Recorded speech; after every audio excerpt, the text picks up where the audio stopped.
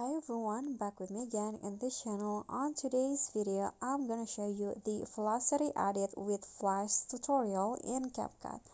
So first add your clips to CapCut and then click on it, go to speed, click on curve and click on custom and edit it like this. So first remove the 2 bits from the speed so that it will look like this, and then after that adjust the first speed into 1.2 seconds,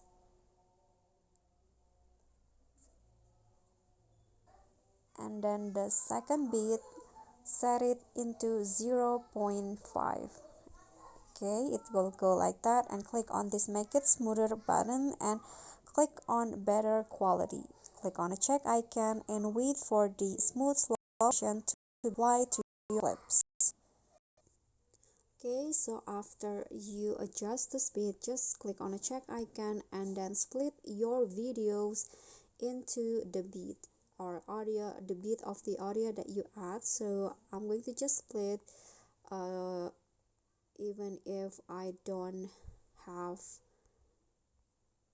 the audio. So I'm going to just split for an example, and then after that apply the speed that you set before for all of your clips.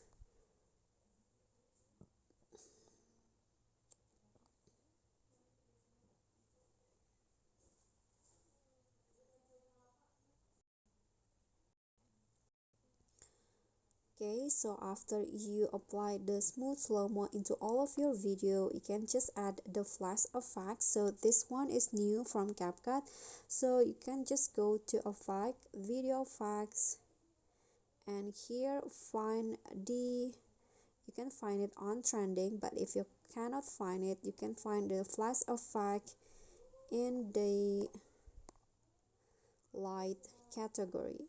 Choose the flash through and adjust the intensity into only 25 or into your liking.